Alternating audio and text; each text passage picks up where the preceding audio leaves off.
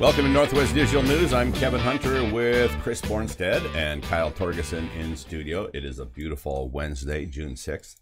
Thanks everybody for joining us here on the broadcast, and Kyle's going to kick us off with a beautiful weather report. Well, I think everyone should enjoy the sun today before it sadly disappears. See how I added sadly? Yes. Today's going to be a high of 76 and a low of 49. The rest of the week you can expect rain and clouds, but it will pick up next Tuesday. The high this week seems to be next Tuesday, 78, but of course today, 76. The lowest day looks like it's actually going to be Saturday with a low of 61. Nice and cool, just in time for the weekend, Chris. This isn't going to work for me. We are having my daughter's birthday party on Sunday. Kyle, I'm going to need you to change that. He's going to need you to put a different kind of I need that to picture. Be a sun. I'll just I'll tip the weatherman next time. Right. Yes. Did you invite Kyle to your daughter's birthday party? No, I probably should. Probably should. Yeah, you're invited. He's not that big of a jerk. I mean, I know he's a jerk, but not that big of a jerk. Well, we're going to be doing some barbecue in the rain apparently, and some swimming in the rain. Fantastic. Fun there you go. Well, we have a lot of great topics on the schedule today, and a guy who was in the news a lot years ago, and which we have not forgotten, some people fondly, some people not so fondly. Former President Bill Clinton is back in the news, and they've he and James Patterson have published a book, and they're out talking about it. Well, he appeared on the Today Show and ended up facing a few questions with regard to Monica Lewinsky. I'm actually kind of surprised because they were never this tough on him back in the day when he was president. But now that I guess he's out of the mainstream, so to speak, this is kind of a message for some of the previous elected, doesn't matter what political persuasion they are, that the press now does a little bit of honest journalism with them. So let's play this video. It's a little clip of the interview piece with former President Bill Clinton. We'll play this and have some conversation with you afterwards. And I came to grips with it. Did you ever apologize to him? No, yes, and nobody believes that I got out of that for free. I left the White House $16 million in debt. But you typically have ignored gaping facts in describing this, and I bet you don't even know them. This was litigated 20 years ago. 2/3 of the American people sided with me. They were not insensitive to that. I had a sexual harassment policy when I was governor in the 80s. I had 2 women chiefs of staff when I was governor. Women were overrepresented in the Attorney General's office in the 70s for their percentage in the bar. I've had nothing but women leaders in my office since I left.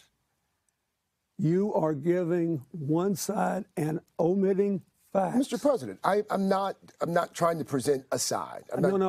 You asked me if I agreed. The answer is no, I don't. And I asked if you'd ever apologized, and you said you had. I have. You've apologized to her. I apologize to everybody in the world. It is important to me that everybody who has been hurt know that the sorrow I feel is genuine. First and most important, my family, Monica Lewinsky and her family. But you didn't apologize to her. I have not talked to her. Do you feel like you owe her an apology? No, I do. I do not. I've never talked to her. But I did say publicly on more than one occasion that I was sorry. There. That's very. All right, so that was Bill Clinton in his response. He was very clearly not prepared to answer that question, which for a person with a lengthy legal background, you don't show up being unprepared to answer questions like that. And he was not prepared to answer his question about, have you apologized to Monica Lewinsky? I apologize to everyone else. Does that count? And I made an apology from my public podium. You had a question about whether the apology was... Well, first of all, this is a classic case of what you call re-victimizing the victim. Mm-hmm. Okay, so that's exactly what's going on here. Wasn't my fault. I didn't do it. I'm not a bad guy. I apologize to everybody. I was $16 million in debt. $16 million in debt. You know what? He was president of the United States. Like you said before the show, the most most powerful man on the planet, and this was a young girl just out of high school. Fresh out of high school, yeah. High school, who was an intern. By any progressive... This is like grandpa and granddaughter. Right. So basically, by definition of the Democrats and progressives, this is the type of stuff that they fight against, but yet they're giving Bill Clinton a free pass on it. Well, on the Today Show, they kind of sort of didn't, because they asked him the question, and he wasn't anticipating that to be a question on the show. He very clearly expected this to be just all about promotion of his book. And that's James Patterson, by the way, sitting next to him.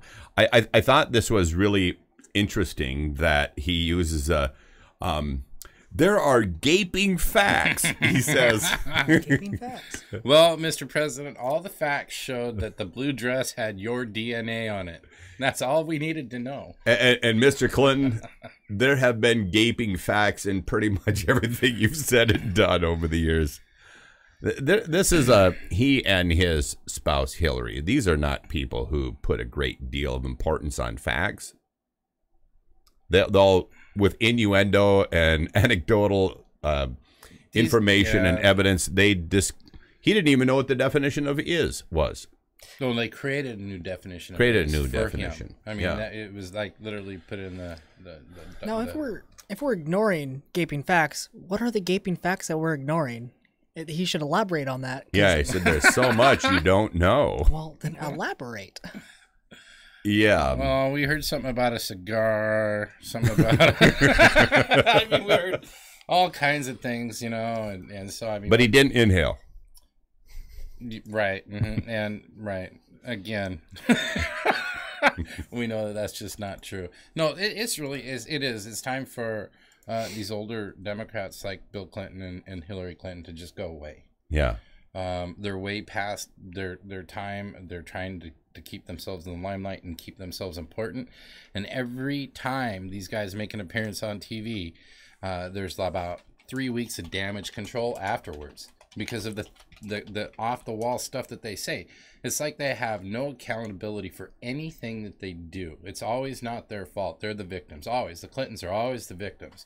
And this is how they ran their politics. And this is how the progressive left runs their politics, is we are the victim. We're victims. Quit victimizing us. Quit bullying us. Quit.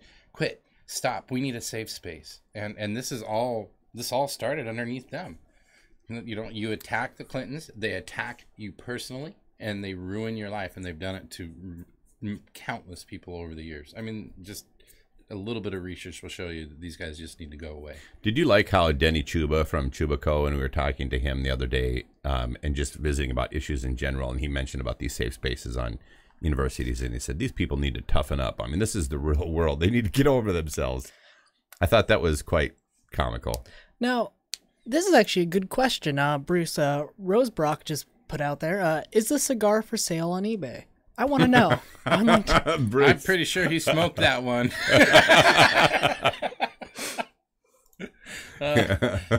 Sorry, couldn't help myself. But anyway, yeah, I mean, why these guys keep, I mean, I think probably what the reporter was trying to do there was probably trying to lead him into he wasn't that bad of a guy, and what Trump has done is way much worse, and it just didn't go that way. Yeah, it didn't kind of play out that way. I guarantee, I probably bet you that's what the reporter was thinking when he was asking these questions. So if we're gonna take this guy, but anyway. So the book that they were there to promote on the Today Show was a novel written by Bill Clinton and James Patterson. Definitely not James Patterson's better work. He's written a lot of good books in the past, but this one not being it. The title is "The President is Missing." Who do you think they're writing about? The President is Missing, and it's a book that's co-authored by Bill Clinton. Who do you think they're talking about here? Maybe President Trump. Oh, I thought Bill Clinton would write about himself. I'm sorry. yeah. No. If this book was about himself, this would say "The President's Mistresses." Oh, okay. That'd be the title of the book. And to answer your question, Bruce, no, it's not. No, we're actually looking on eBay right now, Bruce, and it's not for sale. But however, but Bruce, there is a rare Bill Clinton, Monica Lewinsky political novelty cigar body massager available on eBay for $45. Yes. Yeah, there you go. Looks like a cigar. Yeah, that's available on eBay, but not the original cigar. Anyway. Yeah. Anyway. Yeah, you know, Clinton, he was always good for a few laughs. So let's actually move on to another story. Enough about Mr. Clinton. Let's move on to another story. This is. I mean, he wasn't going to go away. He wasn't going to go away. Yeah, we'll still be talking about him in 20 years. There was actually a whole number of follow-up interviews that he gave yesterday, and I'm sure he's on TV again today, trying to explain those comments he made in that Today interview. So. Anyway, so to talk about another issue, for those of you that have been following sports, and specifically Roland Garros, the French Open that's going on there, I'm a big tennis fan, as are you, Kyle. We both like to play tennis. Chris here, huge tennis fan. I mean, this guy, amazing kick serve that Chris has. For those of you who didn't know, you might be surprised to know. But I played racquetball when I was younger. That was cool. Yes. Volleyball, cool. But tennis is just like this, you know. Yeah. No. It's a professional ping pong. So for clarification and correction, Chris is actually not a tennis player. Right, they're going to teach me about tennis. Yeah. Anyway, so kind of a cool story for those of you that have been following, you know, some of the greats. We have published stories on Roger Federer before here. Rafa Nadal is now currently number one, but a prior number one was Novak Djokovic. And if we can, let's roll this video story behind us and let's have just a little bit of conversation about this. What I want to share is these are some highlights in Marco Cecchinato, I believe is how you say his name, defeated Djokovic yesterday. And this is kind of one of these seesaw matches where Cecchinato really dominated the first two sets, won them both. Djokovic comes back and wins the second set very handily. It looks like he's going to win the fourth set and force a fifth and deciding set. And then Cecchinato pulls out a extra gear, comes back, and they end up having this tiebreaker that finishes with a 13-11 score. I can't believe they made ping pong into a real sport. Yeah. Did you like the ping pong shot you just saw there? Yeah. Yeah, that was pretty crazy. But Cecchinato, ranked at number 72 in men's tennis, takes out Djokovic, former number one. Kyle, your thoughts? I just can't get over their serve. Just can't get over their serve.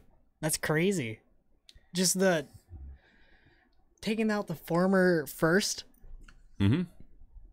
So this guy is definitely going to move up pretty significantly from number 72 to, I would guess he'd probably be somewhere in the top 30 for sure, is where he'll end up being as a result of defeating Djokovic. And the tiebreaker that they had, Djokovic had high praise for Cecchinato following the match, and he was really lambasting himself in his own game. But I watched this. This was some of the best tennis that you would ever see. So if you get a chance to go back and watch these highlights, if you enjoyed tennis, a pretty off-the-hook story here with Cecchinato unseating Djokovic. Moving on to the semifinals. I was going to try to make some kind of joke of it, but I couldn't. You couldn't make a joke of it? Yeah. So you just made a Djokovic? Yeah, I made a Djokovic, yeah. Yeah, there you go. Well, anyways, if you want to see a sport or have us follow it, just put it in the comments. We can also do esports. Esports are pretty cool. Beach volleyball would be cool. Speaking of sports, no, this is a bad transition. Speaking of other things going on in the news. Now I want to know. Speaking of other things going on in the news, let's play this video clip. This is actually a Senate hearing that's going on. It involves one of the ranking Democrats out of California who is questioning the director of ICE and other Border Patrol agents. So this is, if Chris can move just a tiny little bit there, this is Rep. Nanette Beragon. She's a Democrat from California. She is, we're not going to play this entire clip, but for people who have been following this a little bit, she goes on at length and disparages the ICE agents for being what she calls anti-immigrant individuals, and she gets a response at the end of this. So play a little bit of this for folks, and then the response of the director at the end, so everybody can hear this. Around to get the documents that we needed to make a case, right? People are leaving because they're in distress, because they're facing violence, and they're fearful, right? It's not generally something they're thinking about before they take off. How do I prove this is my child? I'll tell you right now, if I had to go find something to prove my relationship with my mother, it'd probably take me a little while. So I understand how difficult this is. Can you tell me how we are counting and tracking children that are separated from children? So everybody that's taken into custody, it goes through the sort of a booking procedure, right? We get the biographical information, and so all of that is in the documentation systems at CBP. So that's how we try to establish whether they're related or not using those documents. That all becomes part of their record, because as they come in, that part of that processing is referring them for a removal hearing. Great, thank you. I yield back. Can I respond to the speech that was made? Absolutely. First of all, no one on this panel is anti-immigrant. We're law enforcement officers who enforce the law that you all enacted. So to sit there and say that we're anti-immigrant is just wrong. We are enforcing laws. If you think it's okay to enter this country legally and they shouldn't be arrested, that's just wrong. The laws clearly state enter the country legally is a crime. And no one's up here saying all illegal aliens are criminals. A certain percentage of them are criminals. They commit yet another offense after they're here. I have said many times, I certainly understand the plight of these people, and I feel bad for some of these people, but I have a job to do. I have to enforce law and uphold the oath that I took to enact the laws enacted by you, Congress. You know, I have a question, Kevin. What is it that they want the immigration department to do? What is it that what is their job title or their job description coming from a progressive or a Democrat? What is the job? What is in their job? If they aren't supposed to enforce our immigration laws, then why do we have the agency itself? I think they think their job is to be host and hostess of a party called Welcome to America. Welcome to America. Yeah. So I think that's what they think the job is. So we can actually eliminate ICE and all the immigration offices because the Democrats don't think we need them? Well, according to this Nanette Beragon, who believes that anybody should be able to just walk over the border and come into this country. I think that's true. Our own senator here, Patty Murray, who was there not long ago and continued to drill. It was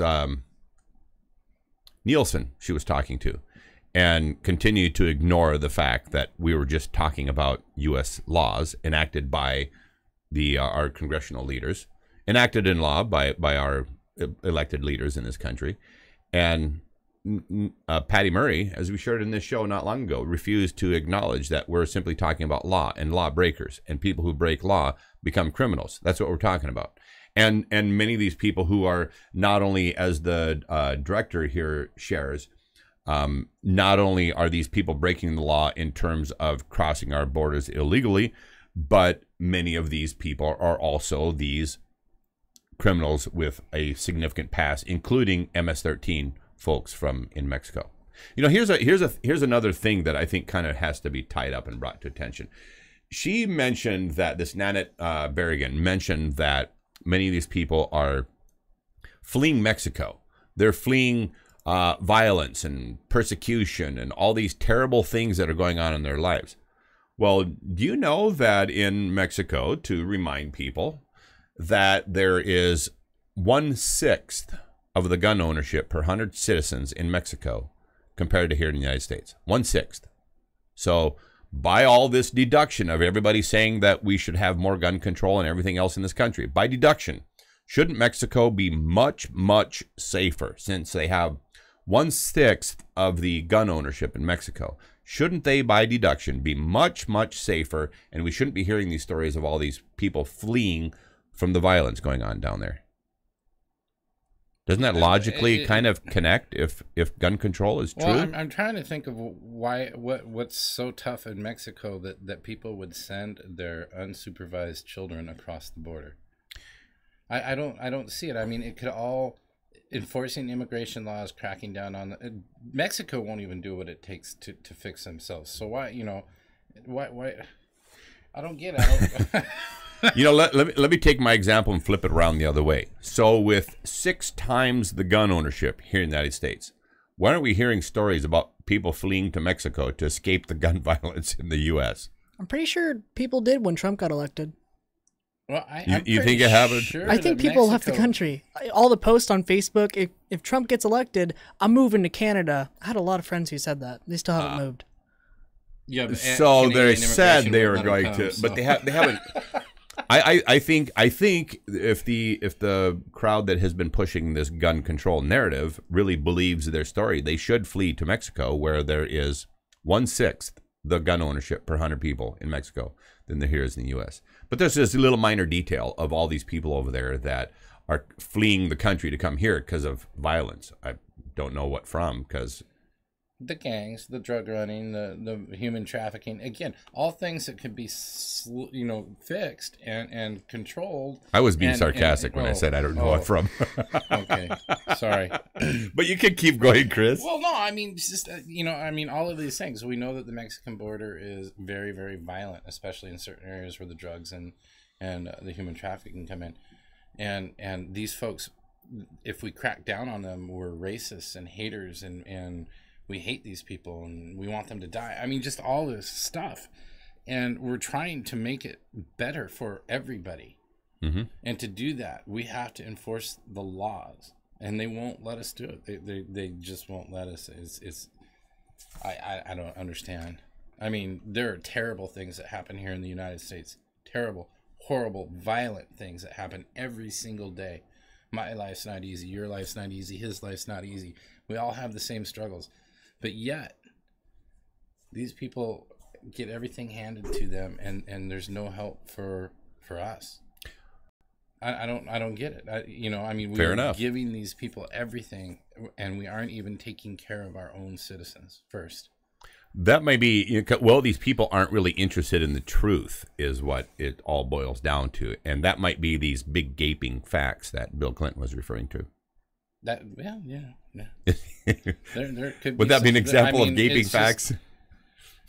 I mean, again, you keep hearing this a lot, and the Attorney General says it a lot, and President Trump says a lot. We live in a nation that believes in the rule of law, and if we don't uphold the laws, we aren't doing our job, and we aren't protecting our people the best we can. For anyone who believes that the border should be open and people should be able to come and go, and that America should be embracing whoever wants to come here and giving them whatever they want when they come here, this is what I think they should do, because you could test this theory on a micro basis, couldn't you? I mean, there'd be no reason why to do it with the country's doorstep, on our borders and whatever else. You could just do it at home. So this is what I think these people should do. They should install webcams in their homes. Mm-hmm. They should install webcams out on the porch and webcams of the front property. They should leave their keys in their car with the windows down in the driveway. They should leave their doors open on the front of the house. They should obviously remove the deadbolts so people can see walking by in the street that there is no locks on the house. They should put a sign on the door that says, "Welcome. Come on in and help yourself." They should do all of that, because on a smaller scale, they could prove that having no restrictions on who comes and goes is actually a good thing. I think I read this article, or I saw this online somewhere, that I believe is England. They decided to have a policy where there's free bikes around the city, just like little places you can get a free bike and drive it around or whatever. And I think within 24 hours, there's 3 of them in the river. Most of them were chopped up and sold for scrap. Program here in Longview? Well, it happened here too. Yes, it happened here too. We had yellow bikes all over Longview and Kelso for a long time, and they kept ending up in the lake and in the river, taken apart by the crackheads, and that program went away real quick. Sold. Done. A Curious George bike. It's yellow. I know it's not the ones, the freebie ones, but somebody who's on meth, they have a little extra energy and some creativity to them, so they would take those yellow bikes, strip them down for parts, and in our area, on the street, bike parts are actually part of the economy. So Yeah. you can Yeah. trade bike So there, parts but there was a for- meth to their methods. Yes, there was a method to their meth. I mean, yes. Meth to their methods. But yeah, no, that closed that program down real quick, and Oh, also, try it again. But I mean, there's also this robot that was basically meant for hitchhiking. You know, it's like you put it in your car, you drive, you stick it on the side of the road, and it says like, "Hey, hitchhiking around the country just for experiment." I think it got to Chicago, and within like an hour, it was destroyed. how many bullet holes did it have? It was like alive for I don't know many months. Oh. And it was just going hitchhiking all across the United States. Got to Chicago, instantly destroyed. By the way, the sheriff's department, I believe, if I remember correctly, is offering a reward for whoever shot up our sign coming into town here locally. So if you know who did that, give the sheriff's office department a call. I guess it did like over $2,000 worth of damage. Sorry, it just, clicked in my head when you said that. But where's the sundial? I want to know where the I have sundial my is. theories on where the sundial is. I think it's being massaged nicely in somewhere. You guys are terrible. No, I mean it's So on the note of terrible, I want to share with you guys some good news. Actually, some great news for the little guy in the economy. So we have all these people who run for office or people who are elected, in our country, our legislators, our president, all these people who are in government, et cetera, et cetera. And we hear all these promises of things, people are going to do when they go into office, and most of the time it ends up being bunk. Well, one of the promises we heard in this last election is that the little guy was going to be the guy who benefited in a really big way, that you're not going to be forgotten. You're not going to be ignored anymore. That was the message coming from candidate Trump. Well, kind of an interesting thing that came out here just recently in the last jobs report. People with college degrees and above, which we would agree are people who are paid higher amounts of money. Doesn't that stand to reason that if you're a high school graduate, or maybe not a high school graduate at all, maybe you got a GED, or I didn't mean to laugh about a GED, but what happened? Nothing. Sorry, nothing. I was recalling a comedic note made by a comedian whose friend came up to him and said, "You know what I really need?" And the guy goes, "A GED?" And he goes, "No, not again, not again. What I really need is." So that's where I was recalling a funny joke. So anyway, so we would agree that people who either have a GED, dropped out of school, or have only a high school degree, that they might be making less money per year than somebody who's a college grad. Correct or incorrect? Yeah, that stands to reason. Okay, so in this past 90 days, this past quarter, the last jobs report that just came out, the people with high school diplomas or lesser education saw a 5% increase in wages just in the last quarter, and people with college degrees saw a 0.5% increase in wages. So those without degrees, those part of the lower income range, had 10 times the salary increase in this past quarter of those of the more so-called fortunate members of society. Does that have to do with the raising of minimum wage? Had to do with a lot of different issues, and employers themselves. We've seen all the different places who have added jobs, and many of those jobs well above a so-called minimum wage. So I think it has to do has more to do with just the total job growth and where that job growth has happened. Yeah, I think Walmart just added free college for some of their employees, and another company, Costco, announced that it would be paying higher wages for, I can't remember which stores, but they're going to be paying some higher wage. I think maybe it was their Oregon stores, but I'm not sure. Mm-hmm. So you see these guys out here. Again, Trump gives a little money back to everybody, and that these guys are doing the right thing and giving it back to the workers, and that's something that we have seen go away over the last 20, 30 years. So it's good to see these companies start giving back. Yeah, very, very good to see organizations giving back. Just wanted to capture, again, though, is that those in the lower ranks, wage-wise, saw 10 times the growth in their salaries as those with college degrees and above did just in this last quarter alone. So people are wondering if the policies that are in place right now are helping the little guy. The jobs report resoundingly says yes. Yes, I read an article from Newsweek or started reading an article from Newsweek a little bit ago as we were preparing for the show. It was talking about how his tax cuts haven't really helped anybody other than the rich, which is just not. That's just not true. That's a political spin. That's not a reality spin, and we just shared. There's probably some gaping facts, or there's probably some gaping facts. Yeah, some gaping facts. Yeah, yeah. That's gonna have to be a new red flag, that you generate for the show. News, gaping facts. Gaping facts. Yes. Papadopoulos. Data misuse, you guys. That's going to be a big, huge one coming up from Facebook. Data misuse. They're already putting this terminology out there. Yeah. Whatever that is. But anyway. Well, shall we illustrate some of the local news stuff that's going on here for everybody? You got a local news announcement, Chris? What's happening? What's coming up? All right, this Friday, for those of you that didn't know. Nothing. I know nothing. No, I know of a few. Okay, events. so on June 8th, which is Friday, 2 days from now, there is the show called A Night at the Movies. That's LCC. And that will be Friday, June 8th. Chris's head is right in the way. Listen, he could put the words up higher. I mean, he could. Yeah, he could move that. Yeah, that moves. Yeah, there. Chris is just covering everything. I didn't want to talk about the other event yet until we find out for sure. Okay, so Friday, June 8th, 7:30 p.m., Wallenberg Auditorium, Rose Center for the Arts. A Night at the Movie is what the show is called.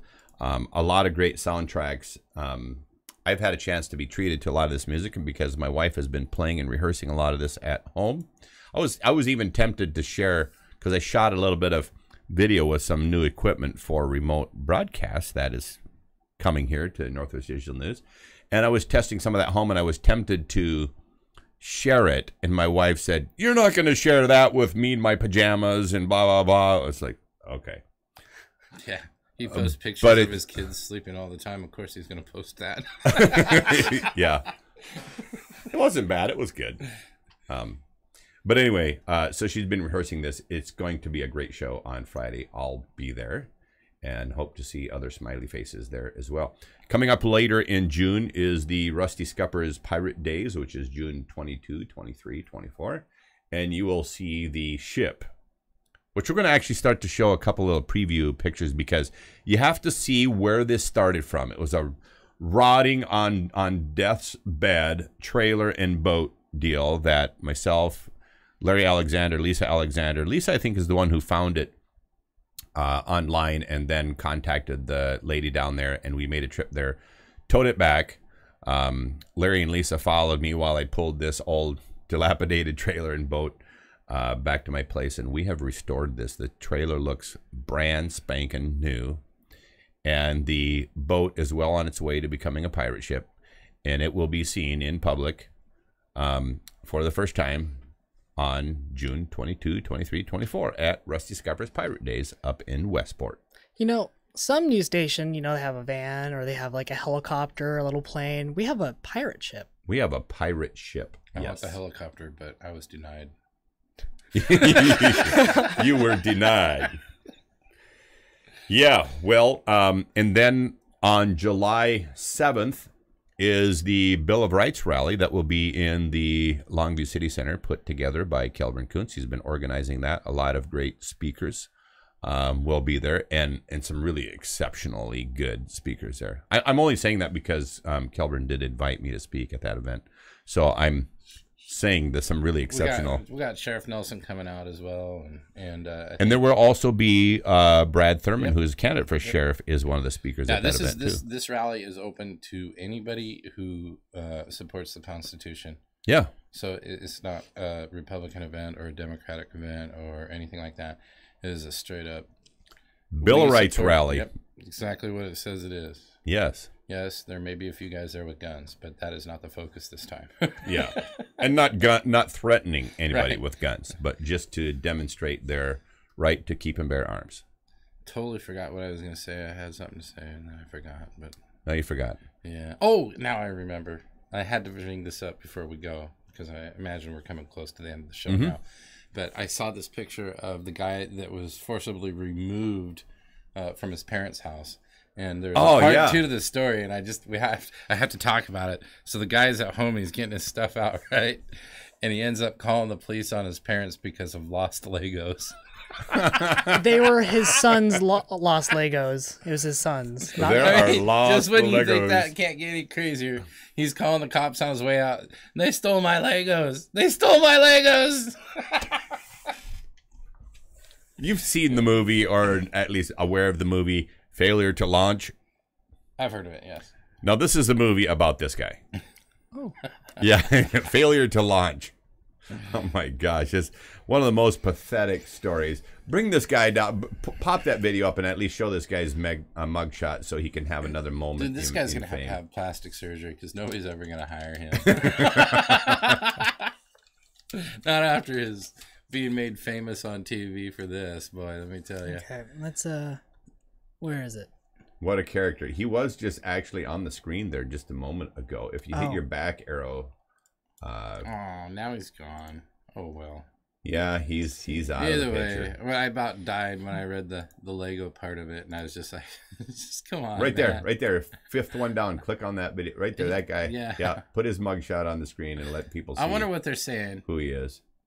Yeah, right there. Stop that. This is CNN. Right, I mean, this guy actually went on the news. This guy is insane.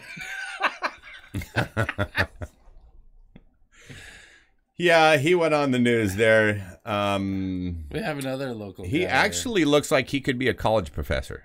Yeah, he does. You are right. Yeah, and he even sounds like he could be a college professor. Or a dungeon master for D&D. Or a dungeon master. Yes. So, I wonder if he does a little radio show out of the basement of his parents' house.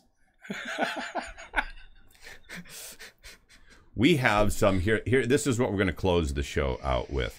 We are getting more and more requests from some really amazing people around the country to join us here on Northwest Digital News.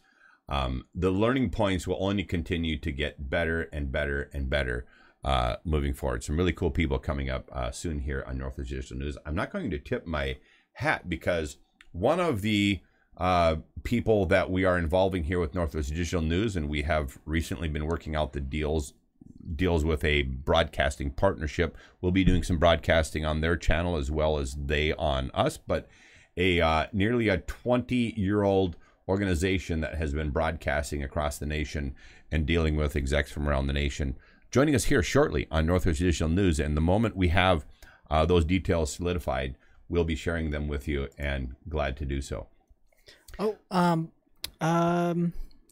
Clinton L. Calloway. That dude went on the Alex Jones show. Alex gave him some money even. I think it was like $3,000 that Alex Jones gave him to move out of the house. Oh, yeah. Yeah. Did he take the $3,000? Yeah, I think so. And still had to be forced out, huh? Well, I think it was just more of like, hey, if you move out, I'll give you $3,000, or I'll help you move out. Does the guy have a job? I mean, no. I know absolutely nothing about him. I don't think so. That would be uncharacteristic. I don't get it because, you know, again, they want us to have our kids live with us until they're like in their 28s or 26. They want us to carry them on our insurance and all that stuff. And it's funny to see that policy being rebuked by some parents out there saying, no, we want this guy out. We don't want our kid living with us anymore. It's been here way too long. Well, while this is a funny story from a lot of different angles, and this reflects very poorly on this guy who's 30 years old, and I don't know when he was done nursing or any of that stuff. I mean, he's probably one of those kids that went till about 8 or 9. Yeah, it seems like. All I have to say on the side of the parents is, you know, mom and dad, you kind of missed something there somewhere along the lines too. You know, because Mr. 30-year-old failure to launch should have got the message long before this day in court came around. You know, I actually kind of feel bad for him because after all this, you know, spiel, after all this, it's going to be hard for him to get a job. So, like, it's counterproductive in a sense. Now, a message to Kyle's parents. He feels bad for this guy. What he's trying to tell you, Don and Pam, is that he's planning on living with you at least till he's 30 and then take you to court if you decide to kick him out. So he feels sorry for this guy. Just giving you a heads up. All right. On that note, we are going to conclude here on Northwest Digital News. I'm Kevin Hunter. This is Chris Bornstead, Kyle Torgerson over here. Thanks for joining us here on this special broadcast. Till next time, take care. See, the best part about being Tech Man, I run the show, you see. So whatever you say, he actually gets the last word. He actually gets the last word. All right, Mr. Last.